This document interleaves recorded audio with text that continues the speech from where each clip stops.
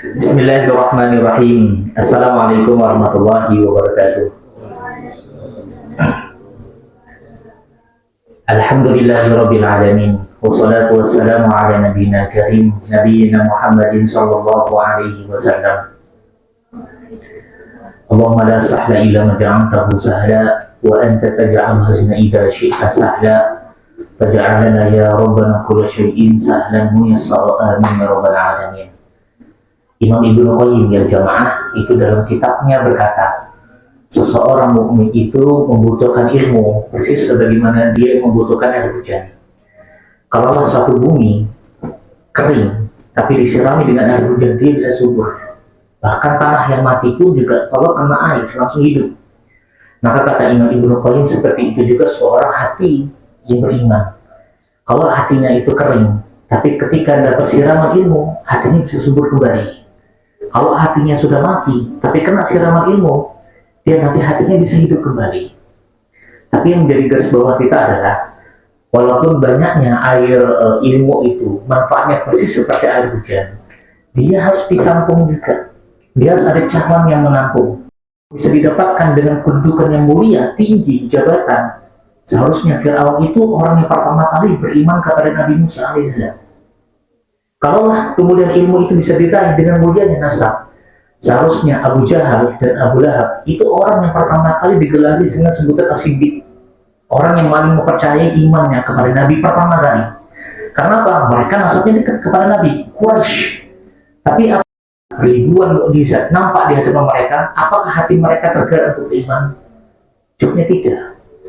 Kalaulah manfaat ilmu itu bisa diraih dengan dekatnya nasab seseorang dengan Nabi, maka seharusnya kita tidak mendapati suatu riwayat dalam Sahih Bukhari dan Muslim. Coba Pak, kita buka nanti dalam Sahih Bukhari dan Muslim.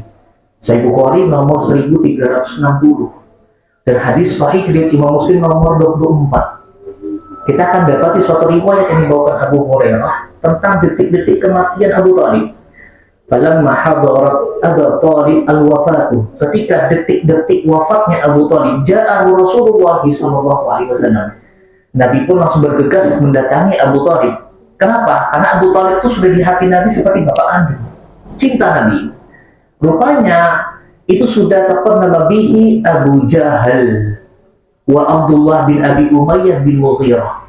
Rasulullah itu kedapatan oleh dua karib kerabat besar daripada Abu Thalib.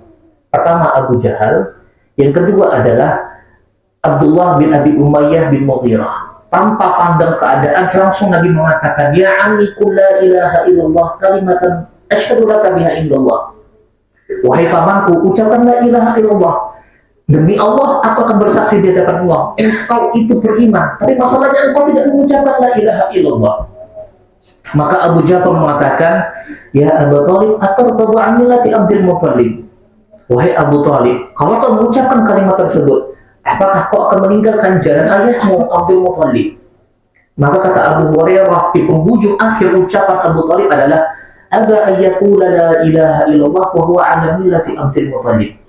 Abu Thalib, kata Abu Hurairah, tetap kukuh di jalannya Abdul Muthalib, di agama menyembah berhala, dan enggan mengucapkan la ilaha illallah.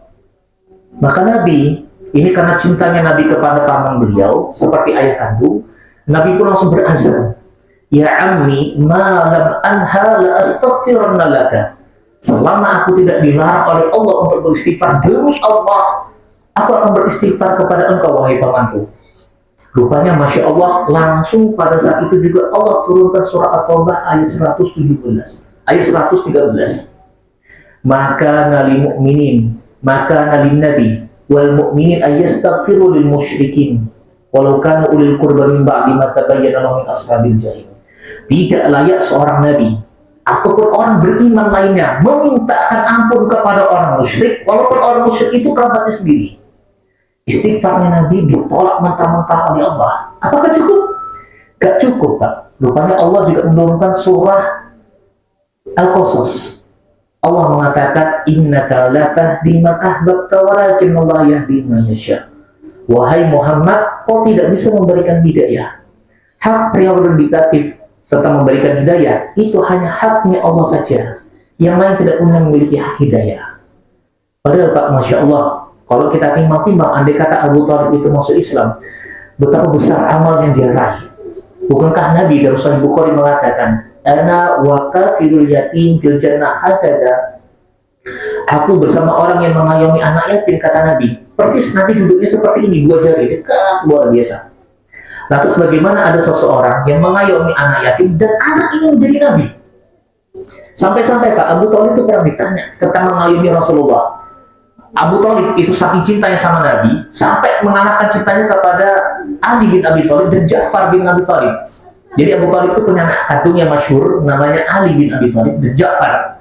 Tapi ketika dibandingkan dengan Rasulullah, cintanya Nabi kepada Nabi itu mengalahkan anak kandungnya sendiri.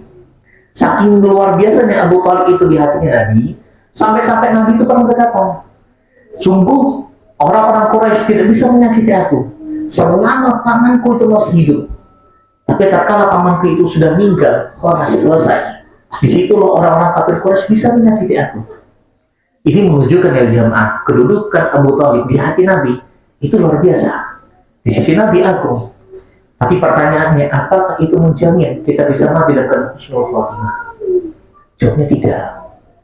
Maka di sini kita pahami dan bisa kita ambil petik suatu hikmah. Kita itu membutuhkan hidayah. Persis sebagaimana kita ini hidup membutuhkan air. Kalaulah hidup tidak bisa kita itu menjalani hidup tanpa ada air, maka begitu juga iman ini tidak bisa hidup kecuali dengan adanya hidayah. Bahkan Pak, untuk masuk ke dalam surga saja, kita membutuhkan hidayah. Coba kita buka dalam surah Al-A'raf ayat 43. Al-A'raf ayat 43. Bagaimana Allah mengabadikan zikirnya penduduk surga. Allah mengatakan, orang-orang penduduk surga memuji Allah. Alhamdulillahilladzi hadana li hada. Wa ma kunna linahtadiya laula an hadana Allah. Segala puji bagi Allah yang telah memberikan kami ini hidayah. Kalaulah kami tidak mendapatkan hidayah, maka kami tidak paham petunjuk yang mana halal dan haram. Lihat, sampai penduduk surga saja, zikir pertama kali yang manis dalam lisannya apa? Memuji Allah ketika dia mendapatkan hidayah. Makanya jangan heran ya jamaah. Doa yang pertama kali Allah ajarkan dalam Al-Quran, itu bukanlah kita doa untuk masuk ke dalam surga. Doa yang pertama kali Allah ajarkan dalam Al-Quran, bukanlah kita itu agar dijauhkan dari neraka jahanam. Tapi yang uniknya, Allah pertama kali mengajarkan doa dalam Quran adalah meminta hidayah. Saking pentingnya hidayah itu, sampai-sampai Nabi khusus dalam Sahih Bukhari, itu berdoa, Allahumma la taj'al hadhihi dunya. Dalam satu riwayat dikatakan, Allahumma inni as'alukal huda waktu qawal afafa wal ghina. Ya Allah, aku meminta kepada Engkau hidayah. Yang kedua, ketakwaan.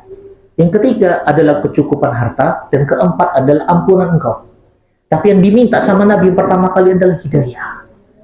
Pertanyaannya jamaah, bukankah Nabi itu pemberi petunjuk? Amanah dari Allah. Tapi kenapa Nabi juga meminta hidayah? Karena Nabi itu paham, orang yang hidup dalam keadaan iman, manisnya ilmu, belum tentu menjamin wafatnya itu dalam keadaan husnul khotimah. Maka di sini kita akan bahas beberapa satu hal yang memang hidayah itu susah menyapa kita. Apakah Allah itu eksklusif memberikan hidayah, memilih-pilih kasih? Jawabnya tidak. Jadi persis hidayah itu Pak seperti cahaya matahari pagi hari. Kalau matahari itu tinggi, cahayanya terang, tapi kita dapati rumah kita itu gelap. Pertama, jangan salahkan cahaya mataharinya. Tapi coba kita lihat jendela-jendela kita. Apakah ada debu yang menempel? Saking tebalnya debu tersebut, sampai-sampai cahaya masuk kalau ke dalam rumah kita, sampai gelap.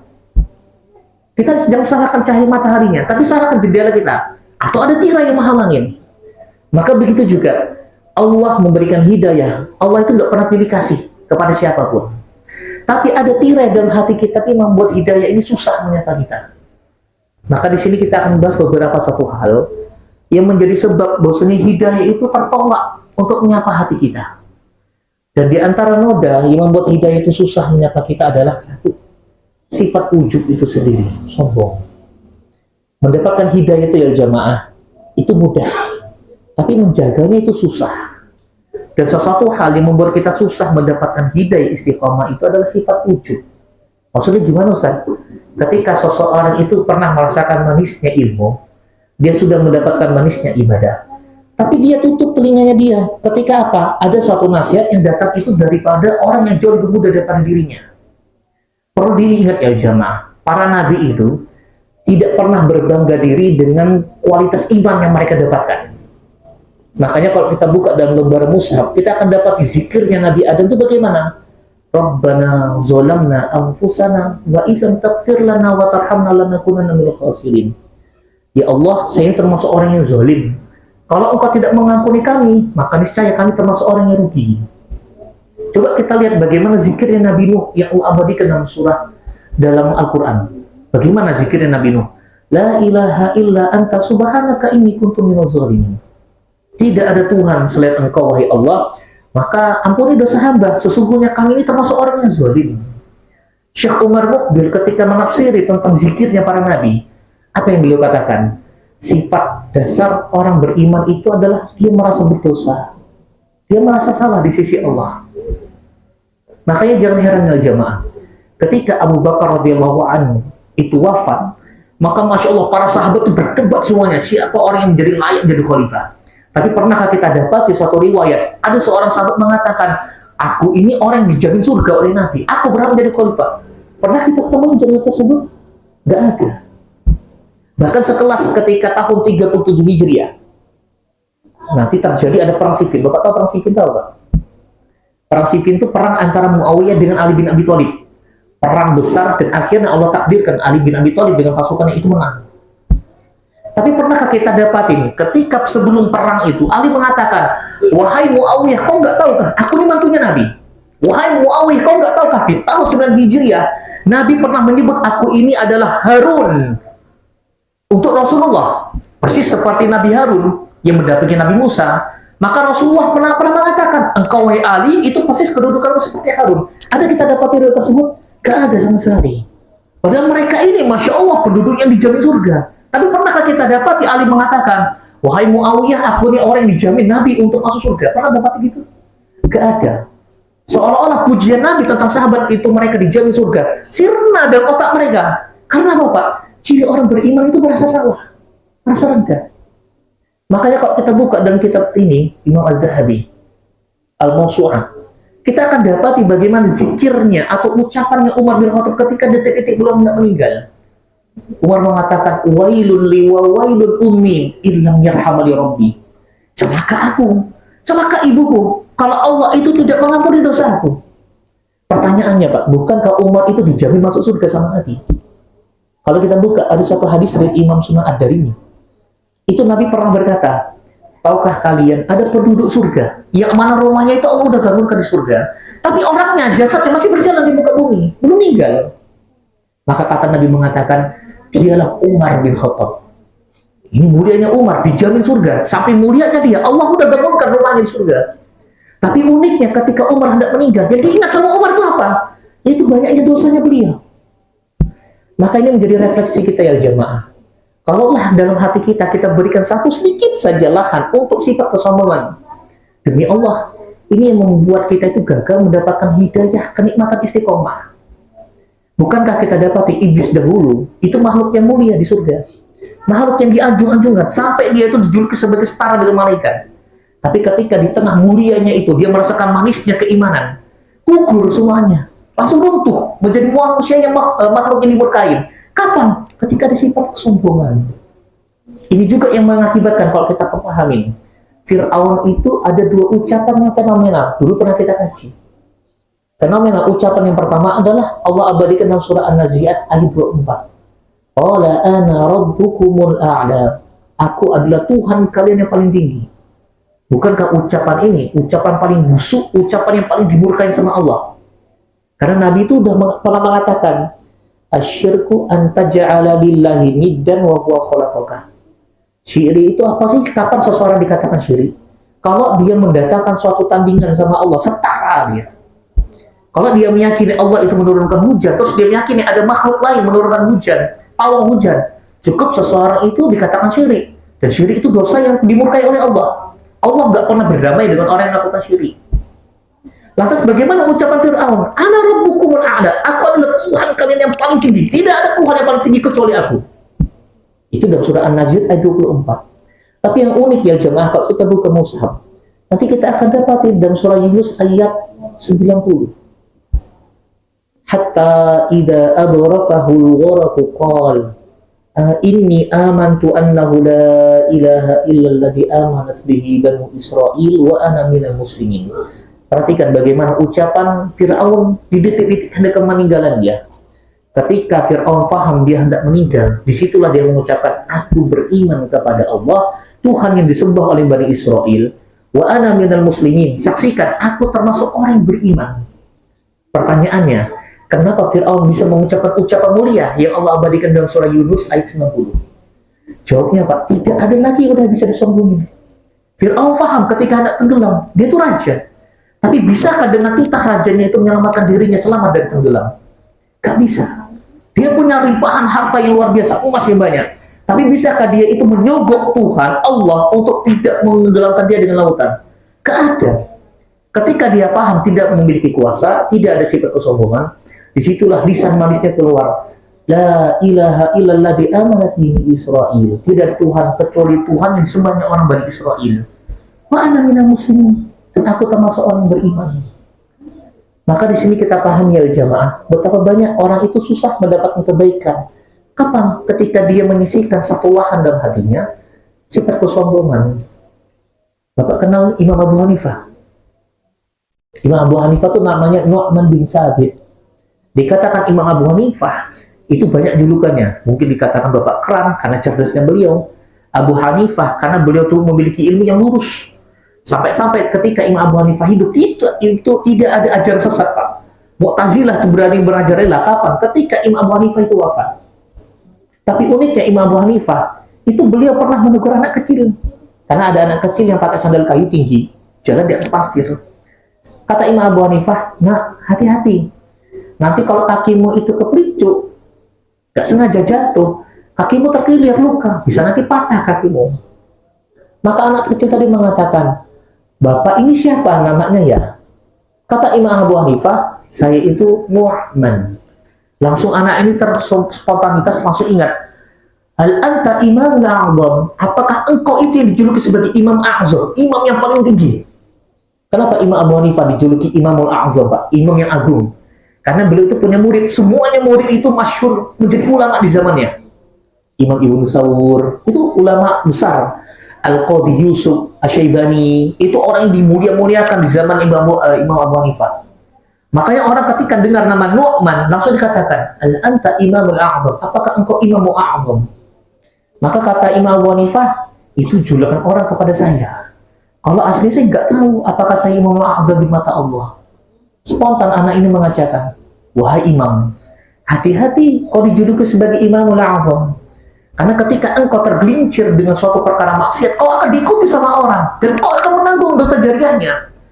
Ulama, imamul a'zam, kalau tergelincir, kata anak tadi, maka celakanya bukan cuma hanya di dunia, tapi dia mendapatkan murkanya Allah di hari kiamat. Langsung Pak, Imam Abu Hanifah itu sujud, nangis pingsan beliau. Imamul a'zam. Iya, Imamul a'zam, Imam Abu Hanifah. Yang kalau kita baca sejarahnya Imam Abu Hanifah, debat sama orang teis, masuk Islam semuanya, satu masjid. Saking hujahnya kuat. Sampai Imam Malik itu berkata, kalau kalian pergi ke Baghdad, kalian akan jumpai seseorang. Kalau ini kayu di tanganku, dia katakan emas. Demi Allah, kalian semuanya akan mengatakan itu emas. Saking kuatnya hujahnya Imam Abu Hanifah itu. Tapi Masya Allah, ketika beliau mendapatkan nasihat, mungkin anak usia 5 tahun, beliau sampai pingsan. Karena apa? Beliau tidak menyisihkan sedikit pun sifat sombong dalam hatinya. Ini pelajaran bagi kita ya jamaah. Mungkin kita punya anak didik. Mohon buka lapang hati dada kita ketika kita mendapatkan nasihat. Dengar baik-baik. Karena kalau misalkan kita masih nganggap, kamu ini baru kemarin sore, kamu baru belajar, saya udah mengkaji banyak kitab. Ini salah satu sebab ya jamaah, hidayah itu susah datangnya kepada hati kita. Baik, 15 menit lagi. Syuruk. Baik, di antara sesuatu hal yang mengakibatkan hidayah itu susah menyapa kita adalah ini yang kedua, Pak. Bahwasanya kita salah memilih teman. Perlu diingat ya jamaah, bahwasanya ketika kita buka lembaran sunnah, orang yang menjalani kehidupan roda, kehidupan dunia iman itu membutuhkan teman yang sejati. Kalau dia salah memilih teman, maka imannya di situ juga akan rusak. Coba kita buka nanti dalam hadis yang dihasankan Imam Tirmizi. nomor 3159, 3159. Mu'adz bin Jabal itu pernah berkata, Nabi itu selalu membacakan satu doa yang Masya Allah mulia. Apa doanya? Allahumma inni as'aluka hubbaka wa hubba man yuhibbuka wa hubba amalin yuqarribuni ila hubbika. Ya Allah, aku meminta kepada Engkau cintamu. Yang kedua, aku juga meminta kepada Engkau, ya Allah, cinta daripada orang-orang yang Kau cintai. Barulah yang ketiga, Nabi meminta, jadikan hatiku ini, ya Allah, cinta kepada suatu amal yang itu mendatangkan cintamu. Yang uniknya dari hadis yang dihasankan Imam Tirmidzi ini, Nabi nggak cukup meminta cintanya Allah dan mencintai amal yang dicintai Allah. Tapi uniknya Nabi meminta teman yang memang Masya Allah itu udah mendapatkan cintanya Allah. Pertanyaannya jamaah, kenapa Rasul meminta teman sejati yang itu dicintai oleh Allah? Karena Nabi paham, iman itu berpengaruh tentang masalah teman. Kalau circle-nya rusak, temannya buruk, lingkungannya itu rusak, maka ini salah satu sebab hidayah itu susah menyapa hati kita. Kita ingat dalam muqaddimah tadi, bukankah Abu Thalib susah mengucapkan la ilaha illallah? Karena apa? Karena memang teman karibnya adalah Abu Jahal dan Abdullah bin Abi Umayyah bin Mughirah. Kenapa salah satu sebabnya, Pak? Karena teman yang salah. Bapak ingat, Pak? Bapak tahu nggak? Ali bin Abi Thalib itu wafat di tahun 40 Hijriah. Ali bin Abi Thalib itu salah satu wafatnya karena beliau ditikam di tanggal 17 Ramadan di tahun 40 Hijriah. Akhirnya beliau itu kehilangan darah banyak. Kemudian pisaunya itu udah mengandung racun. Allah takdirkan Ali bin Abi Thalib wafat di tahun 21 Ramadan. Tanggal 21 Ramadan tahun 40 Hijriah. Pertanyaannya, siapa yang membunuh Ali bin Abi Thalib? Bapak tahu siapa pembunuhnya, Pak? Namanya itu adalah Abdurrahman bin Muljim. Dia orang Khawarij. Abdurrahman bin Muljim ini padahal orang yang setia dia dengan Ali bin Abi Thalib. Tapi ketika terjadi perang Siffin, itu di tahun 37 Hijriah, maka Ali bin Abi Thalib melakukan tahkim. Bapak tahu tahkim? Tahkim itu nanti Ali bin Abi Thalib mengutus satu orang. Begitu juga Muawiyah mengutus satu orang untuk mencari titik temu supaya damai. Dibangun kesepakatan, dan kesepakatan ini nanti dipegang sama dua kelompok. Akhirnya singkat cerita, Ali bin Abi Thalib mengutus Muawiyah, Abu Musa al-Asy'ari. Muawiyah mengutus Amr bin As. Dua orang ini akhirnya sepakat membangun suatu kesepakatan damai. Ketika Ali bin Abi Thalib itu damai dengan ini, Muawiyah, maka banyak orang-orang di belakangnya Ali bin Abi Thalib merasa ini salah yang dilakukan Ali bin Abi Thalib. Ali bin Abi Thalib ini dia berhukum bukan atas hukumnya Allah, tapi dia berhukum dengan hukum yang dibuat manusia. Maksud dia katakan, wahai Ali, kok ini berhukum bukan kepada hukumnya Allah, tapi engkau ini berhukum kepada hukumnya manusia. Bagaimana mungkin engkau menyerahkan perdamaian ini dengan dua orang saja? Engkau mengutus Abu Musa al-Asy'ari, sedangkan Muawiyah itu mengutus satu orang, Amr bin As. Ini kau berhukum dengan hukumannya manusia. Maka Masya Allah, kata Ali bin Abi Thalib, tidaklah kau paham, dahulu anak ini katibnya Rasulullah, aku penulisnya Nabi. Ketika terjadi di antara kami perdamaian antara pasukan Nabi dan orang-orang Quraisy, terjadi namanya Sulhul Hudaybiyah, perjanjian Hudaybiyah. Maka kata Ali bin Abi Thalib, aku yang menulis itu perjanjian. Bukankah Nabi membangun kesepakatan dengan orang-orang non-Muslim? Sedangkan Muawiyah, ini orang Muslim. Kok bisa mungkin engkau itu mengatakan aku ini berhukum kepada hukum manusia? Sedangkan Nabi dulu membuat peraturan perdamaian dengan orang kafir. Maka digugat sama orang-orang ini, Khawarij. Engkau juga, wahai ini, Ali, kau melakukan dosa besar.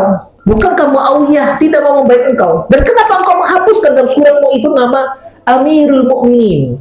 Jadi ketika tahkim itu, Pak, Ali itu memerintahkan Abu Musa al-Asy'ari untuk menulis surat. Tapi uniknya, Abu Musa Ali itu mengatakan kepada Abu Musa, tolong gelarku khalifah atau Amirul Mukminin dihapus saja. Cukup katakan situ Ali bin Abi Thalib. Rupanya digugat sama orang-orang Khawarij. Wahai Ali, kenapa kau hapus nama itu? Bukankah itu gelar yang hak? Sedangkan Muawiyah di posisi orang yang zalim, orang yang berlebihan. Maka kata Ali bin Abi Thalib, bukankah engkau paham dulu ketika perjanjian Hudaybiyah, nama Rasulullah itu sempat ditulis dan dihapus oleh Nabi. Dan aku tahu siapa yang nulis? Aku. Dan aku tahu juga siapa yang menghapus. Aku juga diperintahkan oleh Nabi. Bukan main-main, yang dihapus adalah nama Rasulullah. Bahkan ucapan Bismillahirrahmanirrahim, kata Ali. Yang menghapus siapa? Aku juga diperintahkan Nabi. Lantas apa gelar Amirul Mukminin? Lebih mulia mana Amirul Mukminin dengan Rasulullah? Maka singkat cerita, orang-orang yang membenci Ali tadi di pasukan Ali keluar, membentuklah koalisi namanya Khawarij. Makanya dinamakan Khawarij, Pak. Karena dari kata khoroja, orang yang keluar.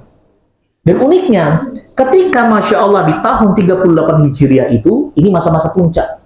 Khawarij itu kalah di perang sama Ali bin Abi Thalib. Di sinilah muncul benih-benih kebencian kepada Ali. Di antaranya adalah Abdurrahman bin Muljim. Akhirnya dia bersepakat, aku akan membunuh Ali bin Abi Thalib. Karena dia memang pengaruh faktornya, bahwasanya siapa yang bisa membasmi atau membunuh Ali bin Abi Thalib, maka ganjarannya surga.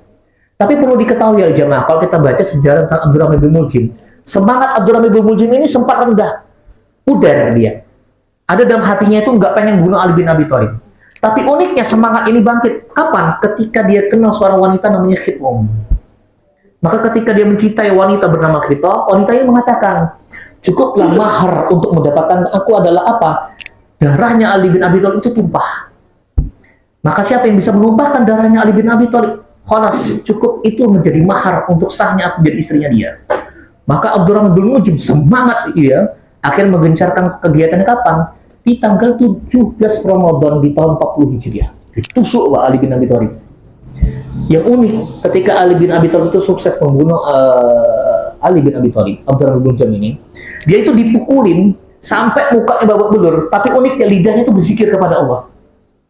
Orang ini bingung, ini orang yang bunuh Ali, dipukuli mukanya sampai bonyok, tapi lisannya masih berzikir.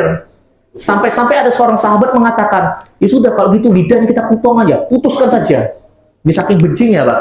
Seolah-olah tindakan Abdurrahman bin Muljim itu benar di mata syariat. Sampai ada sahabat mengatakan, potong aja lidahnya. Ini pembunuhnya mantunya Nabi, Amirul Mukminin. Akhirnya Abdurrahman bin Muljim mengatakan, jangan potong lidahku. Kalau lidahku yang terpotong, lantas aku berzikir kepada Allah dengan cara apa? Lihat Pak, seolah dia tuh nggak salah di mata syariat. Tapi di sini menjadi refleksi kita, belajar dari figurnya Abdurrahman bin Muljim. Tidaklah Abdurrahman bin Muljim itu mendapatkan pemikiran ekstrim. Kapan? Ketika dia salah memilih circle, salah memilih teman.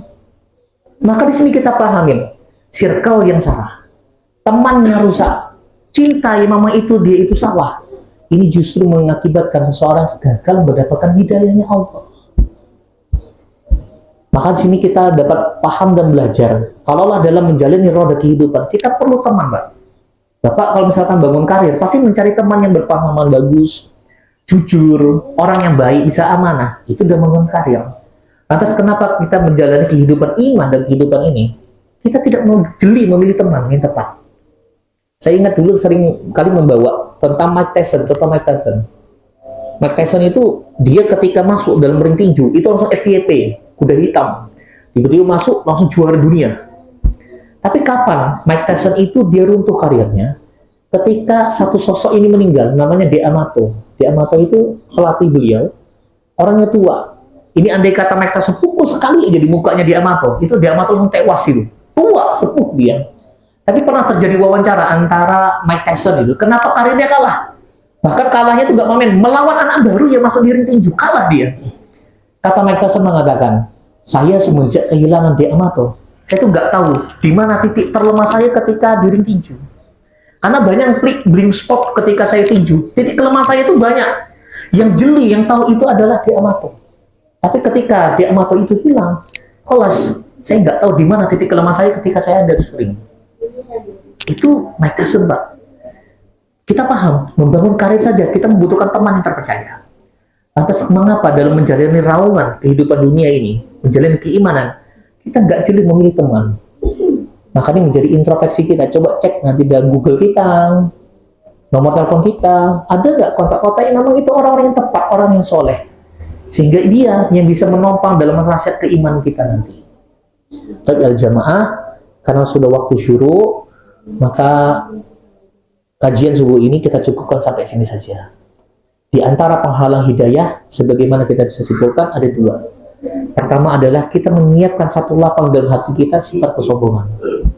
Yang kedua, di antara hidayah itu susah menyapa kita adalah ketika kita salah dalam memilih teman. Baik, aku qouli hadza nastaghfirullahal azim, dan saya yakin tidak ada yang bertanya karena semuanya paham insyaallah. نختتم هذا اللقاء بكفارة المجلس. سبحانك اللهم وبحمدك أشهد أن لا إله إلا أنت أستغفرك وأتوب إليك. السلام عليكم warahmatullahi wabarakatuh.